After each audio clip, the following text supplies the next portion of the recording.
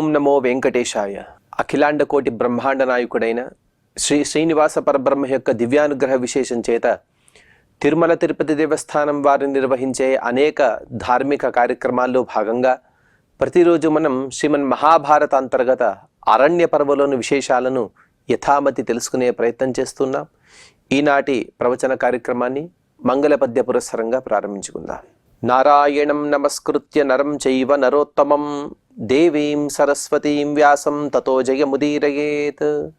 శ్రీ గురుభ్యో నమః. హరి ఓం.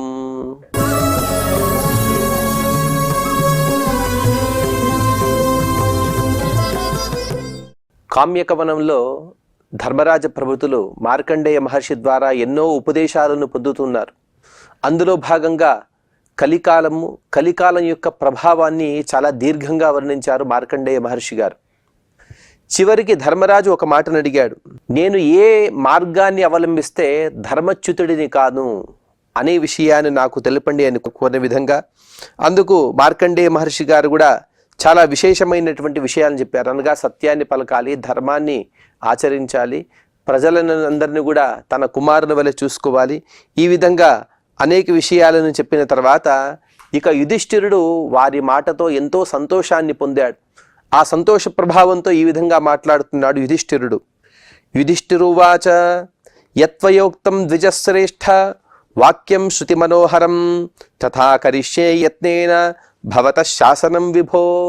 మార్కండేయ మహర్షి గారు, నాయనా నీవి మార్గంలో ఉంటే మంచిది అని మాత్రమే చెప్పారు. వారు ఎక్కడా కూడా శాసించలేదు, ఎటువంటి ఆజ్ఞ లేదు. కానీ దాన్నే ఆజ్ఞగా స్వీకరిస్తున్నాడు ధర్మరాజు. తను చెబుతున్నాడు, ఓ ద్విజశ్రేష్ఠ, మీరే ఏ శృతి మనోహరమైనటువంటి ఏ వాక్యాలను అయితే పలికారో, అనగా శృత్యుక్తమైనటువంటి ధర్మాలు ఏవైతే చెప్పారో వాటిని శాసనంగా భావిస్తాను, ఆజ్ఞగా భావిస్తాను. అంటే ఎవరైనా ఏదైనా సూచనను చేస్తే ఆ సూచనను మనం కథంచి ధిక్కరించవచ్చు, దాన్ని తిరస్కరించి వేరే మార్గాన్ని అవలంబించవచ్చు. కానీ శాసనం లేకపోతే ఆజ్ఞ, వీటిని చేస్తే మాత్రం వాటిని మనం తిరస్కరించలేము. యుధిష్ఠిరుడు వారి మాటలను ఆజ్ఞగా భావిస్తున్నాడు. అనగా దీన్ని చేయవలసినదే. ఇదంతా ధర్మం అంటే ఎలా ఉంటుందంటే అదంతా కూడా ఇతికర్తవ్యతా రూపం, దాని నుండి మనం తప్పించుకోలేము. అదంతా కూడా చేయవలసినదే. అందుకోసం మీరు చేయవలసిన ఏవైతే ధర్మాలను చెప్పారో వాటిని నేను శాసనంగా భావిస్తూ వాటిని ఖచ్చితంగా నేను ఆచరిస్తాను. కరిష్యే యత్నేన, ప్రయత్నపూర్వకంగా వాటిని ఆచరిస్తాను. నమే లోభోస్తి విప్రేంద్ర న భయం నచమత్సరః కరిష్యామి హి తత్సర్వం తం యత్తే మయి ప్రభో. ఓ మహర్షి, నాకు ఎటువంటి లోభం లేదు, ఎంతో ధనం ఉంది. ఆ ధనాన్ని విరివిగా అందరికీ సమృద్ధిగా ఇవ్వాలని ఆశ కూడా ఉంది. ఎందరో రాజుల గురించి కూడా మనం పూర్వకాలంలో విన్నాం. ఎంతో ధనం ఉంటుంది, ఖజానా నిండుగా ఉంటుంది, కానీ లోభోపహత చేత సహా, లోభంతో కూడిన వారి పిసినారితనం వలన రాజ్యం మొత్తం కూడా క్షామం ఆవరిస్తుంది. కాబట్టి రాజుకి ఎప్పుడు కూడా లోభం అనే దుర్గుణం ఉండకూడదు. అదే విషయాన్ని ధర్మరాజు తన గురించి తనే చెప్పుకుంటూ, నాకు ఎటువంటి లోభం లేదు, ధర్మరాజుకి లోభం లేని విషయాన్ని మనం సభాపర్వంలోనే తెలుసుకున్నాం. ఎంతో దానాలని పొందాడు. మణిమయ పర్వతాలు, వజ్ర వైడూర్యాల యొక్క పర్వతాలనే తన దగ్గర ఉన్న వాటిని మొత్తాన్ని కూడా దానం చేశాడు. అటువంటి గొప్ప దానశీలి ధర్మరాజు. అలాగే నాకు భయము లేదు, మాత్సర్యము లేదు. భయం ఎవరిని చూసి పొందవలసి వస్తుందంటే, నాకన్నా శక్తులలో కానీ లేకపోతే ధనాది ప్రభావాల్లో కానీ నాకన్నా గొప్పవారుంటే నేను వారి నుండి భయాన్ని పొందాలి. కానీ నాకు అటువంటి భయం లేదు, ఎందుకంటే కృష్ణ పరమాత్మ నా పక్కన ఉన్నాడు. కృష్ణుడి కన్నా ప్రపంచంలో ఎవరు పెద్దవారు లేరు. కాబట్టి అటువంటి కృష్ణ పరమాత్మ యొక్క ఛాయాచక్రంలో నేనున్నాను. రక్షణా కవచం నాకు ఉంది. కాబట్టి నేను ఎవరి గురించి కూడా నేను భయపడను. అలాగే నాకు మాత్సర్యం కూడా లేదు. అందుకోసం మీరు ఏదైతే చెప్పారో దాన్ని ఆజ్ఞగా స్వీకరిస్తూ మీరు చెప్పినటువంటి ధర్మాలను తూచా తప్పకుండా నేను ఆచరిస్తాను. ఈ విధంగా యుధిష్ఠిరుడు చెప్పిన తర్వాత అక్కడ జరిగిన వృత్తాంతాన్ని వైశంపాయన మహర్షి గారు వివరిస్తూ, వైశంపాయనువాచ శ్రుత్వాతు వచనం తస్య మార్కండేయస్య ధీమతః సంపృష్టాః పాండవారాజన్ సహితా శారధన్వన విప్రర్షభాశ్చతే సర్వే ఏ తత్రాసన్ సమాగతాః.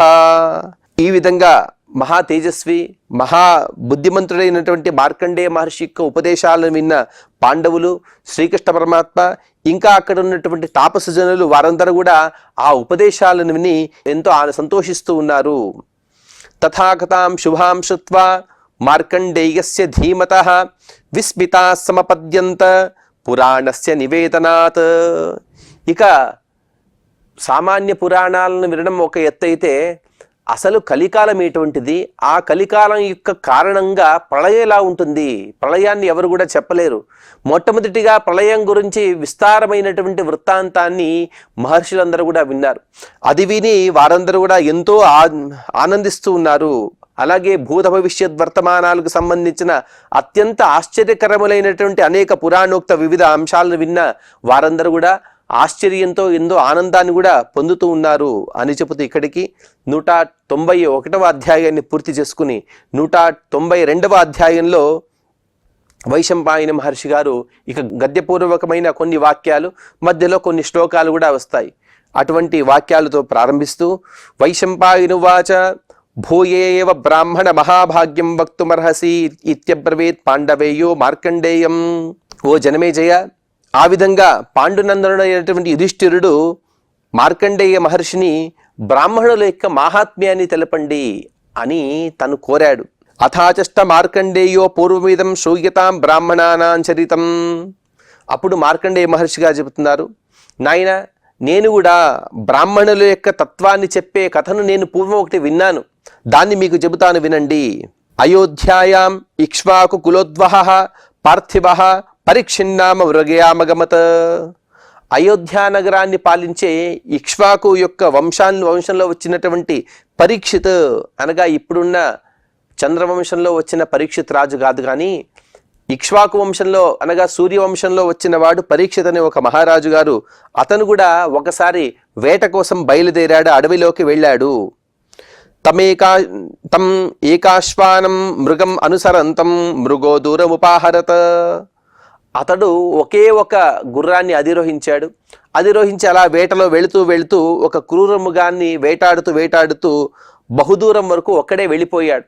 దట్టమైనటువంటి అడవిలోకి తనొక్కడే ప్రవేశించాడు. అధ్వని జాతశ్రమః క్షుతృష్ణాభిభూతశ్చ ఏకస్మిన్ దేశే నీలం గహనం వనఖండమపశ్యత. ఆ విధంగా మృగాన్ని వెంటాడుతూ వెళుతున్నటువంటి ఆ పరీక్షిత్ మహారాజు కొంతసేపటికి బాగా అలసిపోయాడు. ఒకవైపు ఆకలి, ఇంకొక వైపు దప్పిక. అవి రెండు కూడా ఇతన్ని బాధించసాగాయి. ఆ బాధ ద్వారా అతను ఇంకా లోపలికి వెళ్తున్నాడు. ఎక్కడైనా ఆహారం దొరుకుతుందా, నీరు దొరుకుతుందా అని తను అలా వెతుకుతూ వెళ్లే సందర్భంలో ఉన్నట్టుండి ఒక ప్రాంతానికి చేరుకున్నాడు. ఆ ప్రాంతం ఎలా ఉన్నదంటే నీలంగా ఉండేటువంటి దట్టమైన అరణ్యం.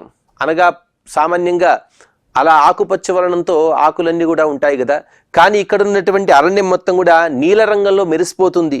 అటువంటి ఒక దివ్యమైన వనాన్ని తను ప్రవేశించాడు. తచ్చ వివేశ తతస్తస్య వనఖండస్య మధ్యే అతీవరమణీయం సరో దృష్ట్వా సాశ్వయేవ వ్యగాహత. ఆ విధంగా అడవిలో ప్రవేశించిన ఆ రాజుగారు పరీక్షిత్ రాజు ఒక చక్కని సరోవరాన్ని కూడా చూశాడు. చూసిన వెంటనే అతని పోయిన ప్రాణం లేచి వచ్చినట్టుగా ఎంతో ఆనందపడుతూ వెంటనే ఆగలేకపోయాడు. వెంటనే దప్పిక తీర్చుకోవాలి అనే ఒక ఆతురతతో తను సాశ్వయేవ వ్యగాహత, అలా అశ్వాన్ని అధిరోహించి అలా నీటిలోకి వెళ్ళిపోయాడు. కింద దిగి తను వెళ్లే ఓపిక లేదు కాబట్టి వేగంగా అలాగే అశ్వసహితంలో నీటిలోకి తను ప్రవేశించాడు. అందులో మునిగాడు, స్నానం చేశాడు, ఎంత కావాలో అంత నీటిని తను స్వీకరించాడు. బాగా సేద తీరుతున్నాడు. అతాశ్వత్సహ తమిస మృణాలమశ్వాయాగ్రతో నిక్షిప్య పుష్కరిణీ తీరే సంవివేశ తతోశయానో మధురం గీతమశృణోత్. ఆ విధంగా కొంతవరకు అక్కడ ఉన్నటువంటి పుష్కరిణిలో ఉన్న నీటిని తాగాడు. గుర్రాన్ని కట్టివేసిన తర్వాత గుర్రాన్ని కూడా ఆహారం కావాలి కదా, అందుకోసం తామర ఏదైతే చెట్లుంటాయో వాటి తూళ్ళు వాటిని ఆహారంగా స్వీకరిస్తూ ఉంటాయి. అశ్వాలు చాలా ఇష్టంగా స్వీకరిస్తాయి. అవి తింటే అశ్వాలు కూడా విశిష్టమైనటువంటి బలం చేకూరుతుంది కాబట్టి ఆ తామర తూళ్ళని వాటికి ఆహారంగా అందించాడు. అలా కూర్చుని కాసేపు నిద్రపోతూ ఉన్నాడు, సేదతీరుతూ ఉన్నాడు. అటువంటి సందర్భంలో అతనికి మధురమైనటువంటి గానం వినబడుతుంది. సశ్రుత్వా చింతయత నేహ మనుష్యగతిం పశ్యామి కస్య కల్వయం గీత శబ్దః ఇతి. అదంతా వింటూ ఆలోచిస్తూ ఉన్నాడు, ఇక్కడ ఎవరు కూడా మనుషులే లేరు కదా, అటువంటి ఈ ప్రదేశంలో ఎవరు పాడుతున్నారు, ఎవరి ఈ మనోహరమైనటువంటి గొంతుక అని. అతాపశ్యత్ కన్యాం పరమరూపదర్శనీయాం పుష్పాణి అవిచిన్వతీం గాయంతీం చ అతసారాగ్న సమీపే పర్యక్రామత. అంతలో ఒక అపురూప సౌందర్యవతి అయినటువంటి ఒక యువతి పూలు కోస్తూ ఉన్నది. పూలు కోస్తూ తను యథాలాపంగా పాటలు పాడుతున్నది. కొందరికి అటువంటి అలవాట్లు ఉంటాయి, పూలు కోస్తూ లేకపోతే స్నానం చేస్తూ లేకపోతే ఏవైనా పనులు చేస్తూ పాటలు పాడుతూ ఉంటారు. అలా వారికి ఇష్టమైనటువంటి పనులు చేస్తూ వారు పాటలు పాడుతూ ఎంతో ఆనందాన్ని పొందుతూ ఉంటారు. ఆ విధంగా తను కూడా ఈ అపురూప సౌందర్యవతి అయిన కన్య తను పూలు కోస్తూ పాటలు పాడుతూ ఉంది. రాజుగారికి కనిపించింది. ఆమె ఎంత అందంగా ఉందంటే మళ్ళీ మళ్ళీ చూడాలి, అంత అందంగా ఆమె, చాలా అందగత్తే. మెల్లగా ఆమె రాజుగారికి దగ్గరికి వచ్చింది. తామబ్రవీత్ రాజా కస్యాపి భద్రే కావాత్వమితి. ఆ రాజుగారు అడిగారు, అమ్మ ఎవరమ్మా నువ్వు, ఎవరి పుత్రికవి, ఇక్కడ ఎలా ఉన్నావు నీవు? అందుకు ఆ కన్య సమాధానమిస్తుంది, సా ప్రత్యువాచ కన్యాస్మీతి. తను చాలా సందిగ్ధంగా తను సమాధానాన్ని ఇస్తుంది. నీవెవరివి అంటే ఎవరి కుమార్తెవి అని అడిగాడు. కానీ ఆవిడ చెప్పింది నేను కన్యను అనగా నాకు పెళ్లి కాలేదని చెప్తుంది. తన పేరును కూడా చెప్పట్లేదు. నేను కన్యను, నాకు ఇంకా పెళ్లి కాలేదు. వెంటనే రాజు అడుగుతున్నాడు, తాం రాజోవాచ అర్థీ త్వయాహమితి. అలాగైతే నేను నిన్ను వివాహం చేసుకుంటాను, నీవు ఒప్పుకుంటావా అని అడిగాడు. అథోవాచ కన్యా సమయేనాహం శక్యా త్వయా లబ్ధం నాణ్యథేతి. అందుకు ఆ కన్య చెబుతుంది, నీవు నన్ను వివాహం చేసుకో, నీవు కూడా నాకు నచ్చావు, కానీ నిన్ను వివాహం చేసుకోవాలంటే నాదొక నియమం ఉన్నది. ఆ నియమానికి ఒప్పుకుంటే, ఆ నియమాన్ని నీవు అంగీకరిస్తే మాత్రం నేను నిన్ను వివాహం చేసుకుంటాను. రాజా తాం సమయమపృచ్ఛత. సరే, ఆ సమయం అనగా ఆ నియమం ఏమిటి చెప్పమని రాజు అడిగాడు. పరీక్షిత్ రాజు అడిగాడు. కన్యోవాచ నోదకం మే దర్శయితవ్యమితి. ఆ కన్య చాలా విచిత్రంగా చెబుతుంది, నేను ఎప్పటిదాకా నీతో ఉంటానో ఆ ఏ సందర్భంలో కూడా నాకు నీళ్లను చూపించకూడదు కూడా. ఎక్కడక్కడ నీటి దర్శనం అయితే చాలు, నేను నిన్ను వదిలేవేస్తాను అని ఒక నియమాన్ని తను పెడుతుంది. సరాజా తాం బాఢమిత్యుక్త్వా తాం ఉపయేమే. రాజుగారికి ఆవిడ సౌందర్యం యొక్క మోహం పొందినవాడే. ఆవిడ ఏ నియమం చెప్పినా చాలు, ఆ నియమానికి ఒప్పుకుంటున్నాడు. కాబట్టి వెంటనే ఆవిడ ఈ నియమం చెప్పింది, ఇది సాధ్యమా అసాధ్యమా అని ఆలోచించలేదు. ఏమండి, సామాన్యంగా మనం ఉదయం లేచినప్పటి నుండి రాత్రి పడుకునేదాకా ప్రతి సందర్భంలో నీటి యొక్క ఆవశ్యకత ఉంటుంది. ఆవిడకి నీళ్లు తాకడం కాదు, నీటిని అసలు చూపించకూడదు అనే ఒక పెద్ద నియమం పెడుతోంది. ఎంత కష్టతరమైనటువంటి నియమం. కానీ రాజుగారు మోహంలో చిక్కిపోయాడు కాబట్టి వెంటనే ఒప్పుకున్నాడు. ఒప్పుకుని అక్కడే తనను వివాహం చేసుకున్నాడు. గాంధర్వ పద్ధతిలో వివాహం చేసుకున్నాడు. వివాహం చేసుకుని తను కృతోద్వాహశ్చ రాజా పరీక్షిత క్రీడమానో ముదా పరమయా యుక్త తూష్ణీం సంగమ్య తయా సహాస్తే. ఆ విధంగా ఆవిడని గాంధర్వ పద్ధతిలో వివాహం చేసుకున్న పరీక్షిత్ రాజు గారు ఆవిడతోనే అక్కడే సుఖంగా కొంతకాలం వరకు ఉన్నాడు. కొంతకాలం వరకు అక్కడే కాలాన్ని గడిపిన తర్వాత తత్రైవ వాసినే రాజని సేనాన్వగచ్చత. ఆ విధంగా కన్యతో రాజు అక్కడ సుఖంగా ఉండే సందర్భంలో ఆ రాజుగారి యొక్క అనగా పరీక్షిత్ రాజు యొక్క సైన్యము ఈ రాజుని పరీక్షిత్ రాజుని వెతుక్కుంటూ ఇతను ఉన్నటువంటి ప్రదేశానికి వచ్చింది.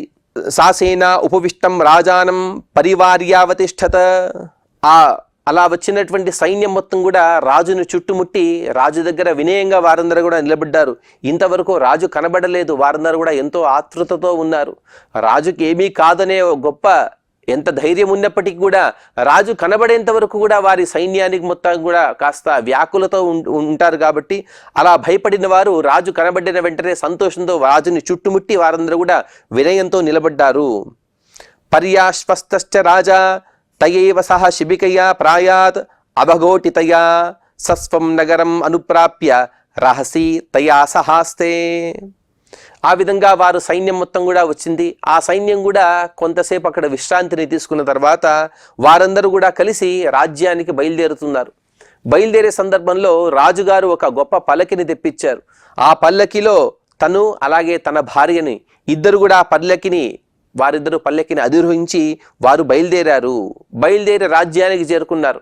రాజుగారు ఏకాంతంగా కాలాన్ని గడపసాగారు.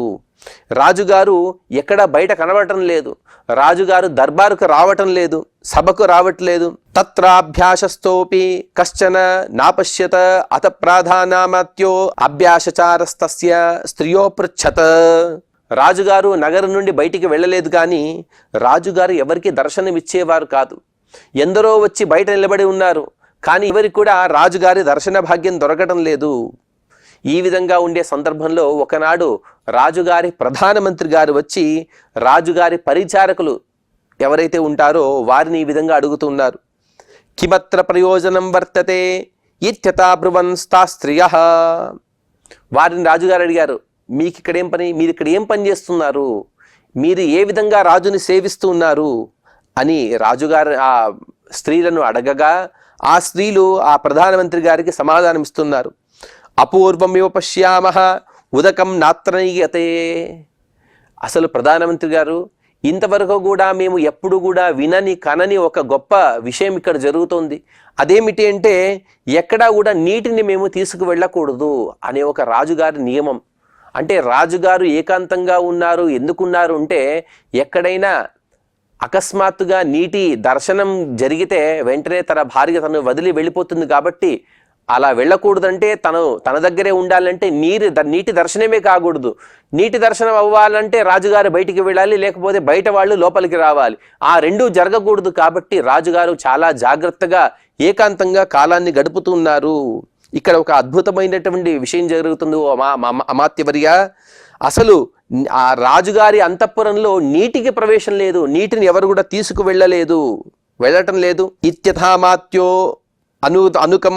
అనుదకం వనం కారయిత్వా ఉదార వృక్షం బహుపుష్ప ఫలమూలం తస్య మధ్యే ముక్తజాలామయీం పార్శ్వే వాపీం గూఢాం సుధా సలిలాప్తాం సరహసి ఉపగమ్య రాజానమబ్రవీత్.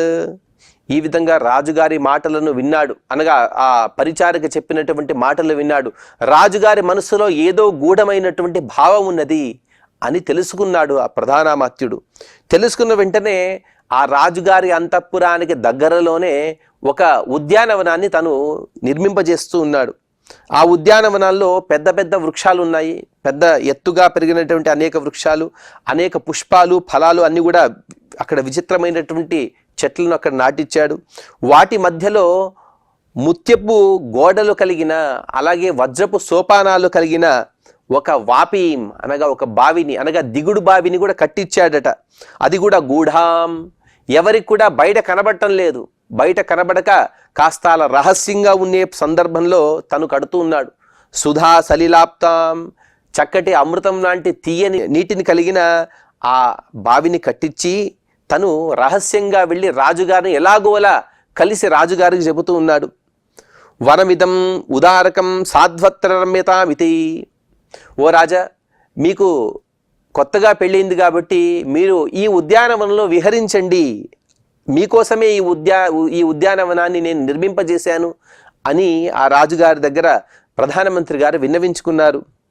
సతస్య వచనాత్ తయేవ సహ దేవ్యా తద్వనం ప్రావిశత్. ప్రధానామాత్యుల వారు చెప్పినటువంటి మాటలు విన్న రాజుగారు తన భార్యతో సహా ఆ వనాన్ని ప్రవేశించారు. సకదాచిత్ కాననే రమ్యే తయేవ సహ వ్యావహారదత క్షుతృషార్జిత శాంతో అతిముక్తాకాగారమపశ్యత. ఈ విధంగా ఎన్నో రోజులు ఆ ఉద్యానవనంలో వీరిద్దరు కూడా విహరిస్తూ ఒకరోజు మంచి ఎండాకాలం, అటువంటి సందర్భంలో ఆ ఎండకు తను దాహాన్ని కలిగిన వాడై రాజు అంత విహారమంతా జరిగిన తర్వాత ఒకసారి నీటి కోసం అటు ఇటు చూస్తూ దూరంలో ఒక గొప్ప మంటపాన్ని చూశాడు. ఆ మంటపాన్ని చూసి తత్ప్రవిశ్య రాజా సహ ప్రియా సుధాకృతాం విమలాం సలిల పూర్ణాం వాపీమపశ్యత. అక్కడికి వచ్చాడు రాజుగారు. మొట్టమొదటిసారిగా అక్కడ ఉన్నటువంటి దిగుడు బావిని చూశాడు. మంచి అమృతోపమైన ఆ జలంతో నిండిన ఆ బావిని చూసిన వెంటనే రాజుగారికి చాలా ఆనందం కలుగుతోంది. దృష్ట్వైవచతాం తస్యాశ్చ తీరే సహైవతయా దేవ్యా అవతిష్ఠత. ఇంతవరకు కూడా ఎంతో నియమబద్ధంగా ఉండే రాజుగారు, అనగా ఎప్పటికి కూడా తన భార్యకు నీటి దర్శనం కూడా కాకూడదు అనే గట్టి సంకల్పంతో ఉన్న రాజుగారికి అప్పుడు యొక్క దాహార్తి తీర్చుకోవడంలో ఆ విషయాన్ని మర్చిపోయాడు. మర్చిపోతూ తను ఆ బావి పక్కనే కూర్చున్నాడు. కూర్చొని అతతాం దేవీం సరాజా బ్రవీత్ సాధ్వవతార బాపీ సలిలమితి. రాజుగారు తన భార్య అయినటువంటి రాణితో చెబుతూ ఉన్నాడు, మనమిద్దరం కూడా జాగ్రత్తగా ఈ బావిలో దిగుదాము, అందులో విహరిద్దామా. సాచ తద్వచ శ్రుత్వా అవతీర్య వాపీం న్యమజ్జత న పునః ఉదమజ్జత. ఇక రాజుగారు మర్చిపోయారు, ఎందుకంటే దాహార్తి. ఆ దాహార్తి వల్ల మరిచి ఈ విధంగా అడిగిన వెంటనే రాణిగారు కూడా ఒప్పుకున్నారట. ఒప్పుకొని వీరిద్దరూ కలిసి ఆ నీటిలోకి ప్రవేశించారు, నీటిలో దిగారు. కానీ రాజుగారు మాత్రమే బయటికి వచ్చారు, ఆ రాణిగారు బయటికి రాలేదు. తాంస మృగయమానో రాజా నాపశ్యత వాపీమత నిశ్రావ్య మండూకం అశ్వభ్రముకే దృష్ట్వా క్రుద్ధః ఆజ్ఞాపయామాస స రాజా. ఇక రాజుగారు ఎంతో వెతికారు, తన అనుచరులను భటులను పిలిచారు, వారితో కూడా వెతికించారు. ఎక్కడా కూడా రాణిగారు దొరకడం లేదు. రాజుగారికి చాలా వ్యాకులత చెందిపోయారు, ఎంతో భయం వారికి కలుగుతోంది. వెంటనే అక్కడ ఉన్నటువంటి నీటిని మొత్తాన్ని కూడా బయటికి తోడించి వేసాడు రాజుగారు. నీరంతా బయటికి వెళ్ళిన తర్వాత చూస్తే లోపల కప్పలు తప్ప ఏమీ లేవు. రాజుగారికి వెంటనే కోపం వస్తోంది. సర్వత్ర మండూక వధః క్రియతాం ఇతియో మయార్థి సమాం మృత మండూకోపాయనం ఆదాయ ఉపతిష్ఠేతదితి. వెంటనే రాజుగారు పెద్ద దండోరా వేయిస్తున్నారు. ప్రపంచంలో ఉండేటువంటి మండూకాలు కప్పలు ఎన్నైతే ఉన్నాయో వాటిని సంహరించండి. ఎందుకంటే ఈ కప్పలే నా భార్యను చంపివేశాయి. నా భార్య నేను ఇద్దరు కలిసి నీటిలో దిగాము, ఎంత వెతికినా కూడా ఆవిడ కనబట్టం లేదు, లోపల కేవలం కప్పలే ఉన్నాయి, అనగా కప్పలే తినేశాయి. కాబట్టి వెంటనే ఆ కప్పలన్నింటినీ కూడా సంహరించండి. అంటే ఈ బావిలో ఉన్నటువంటి కప్పలు మాత్రమే కాదు, ఎక్కడైనా సరే కప్పలు కనపడితే చాలు వాటిని చంపేయండి. అలాగే నా దర్శనార్థం ఎవరైతే వస్తారో వారందరూ కూడా మృతమండూకాలు అనగా చనిపోయిన కప్పలు తీసుకువస్తే వారికి నేను శీఘ్రం దర్శనమిస్తాను, వారి కోరిన కోరికలను కూడా నేను తీర్చివేస్తాను అని రాజుగారు దండోరా వేయిస్తున్నారు. అథ మండూకవదే ఘోరే క్రియమాణే దిక్షు సర్వాసు మండూకాన్ భయమావివేశ. ఈ విధంగా ఎప్పుడైతే రాజుగారు దండోరా వేశారో అక్కడున్నటువంటి కప్పలన్నీ కూడా భయపడిపోతున్నాయి. వీటిలో మా అపరాధం ఏముంది, ఎందుకు మమ్మల్ని వధించాలని రాజుగారు ఆజ్ఞాపిస్తున్నారు. తే భీతా మండూకరాగ్నే యథావృత్తం నివేదయన్. ఆ విధంగా భయపడినటువంటి ఆ కప్పలన్నీ కూడా ఆ మండూకాలకు అధిపతిగా అనగా ఆ కప్పలకు రాజుగా ఉన్నటువంటి ఒక పెద్ద కప్ప దగ్గర వెళ్ళి తమ బాధలు చెప్పుకుంటూ ఉన్నాయి. ఈ విధంగా రాజుగారు రాణిగారు ఇద్దరు కూడా ఈ సరోవరంలో ప్రవేశించారు. రాణిగారు కనబడబోయేటప్పటికీ రాజుగారు ప్రపంచంలో ఉండేటువంటి కప్పలన్నిటిని కూడా సంహరించమని ఆజ్ఞ వేశారు. అలాగే మృతమండూకాలను ఎవరైతే తీసుకువస్తారో వారికి వారు కోరిన కోరికలను కూడా తీర్చివేస్తారని చెబితే ఇక మండూకాలైనటువంటి మన వంశం మిగులుతుందా? అందరూ కూడా మండూకాలను సంహరిస్తారు కదా, కాబట్టి మనమంతా కూడా నశించిపోయే కాలం వచ్చింది, మీరే రక్షించండి అని అన్ని మండూకాలు కూడా రాజు దగ్గర అవన్నీ కూడా విన్నవించుకున్నాయి. తతో మండూకరాట్ తాపసవేషధారి రాజానం అభ్యగచ్చత ఉపేత్య చైనమువాచ. అంత జరిగిన తర్వాత ఆ మండూకాలకు అధిపతి అయినటువంటి ఆ పెద్ద మండూకము ఒక తాపస వేషాన్ని ధరించింది, ఒక ఋషి యొక్క వేషాన్ని ధరించి అలా రాజుగారి దగ్గరికి వచ్చింది. రాజుగారి దగ్గరికి వెళ్ళాలంటే సులభమైన ఉపాయం ఏమిటంటే ఋషి వేషాన్ని ధరిస్తే చాలు, అక్కడ సులభంగా ప్రవేశం ఉంటుంది. కాబట్టి ఆ ఋషివేషాన్ని ధరించిన ఆ పెద్ద మండూకం రాజు మండూకము రాజుగారి దగ్గరికి వచ్చింది. వచ్చి ఈ విధంగా మాట్లాడుతుంది. మా రాజన్ క్రోధవశం గమః ప్రసాదం కురు నార్హసి మండూకాన్ అనపరాధినం వధుం కర్తుమితి శ్లోకాచాత్ర భవతః. ఓ రాజా, మీరు ఈ విధంగా ఎటువంటి అపరాధాన్ని చేయకుండా ఉండేటువంటి అనేక కప్పలను సంహరించాలి, మీరు దండోర వేయించారని విన్నాను. కానీ ఆ విధంగా కప్పలను సంహరించడం అనేది భావ్యం కాదు, అది సరైనది కాదు.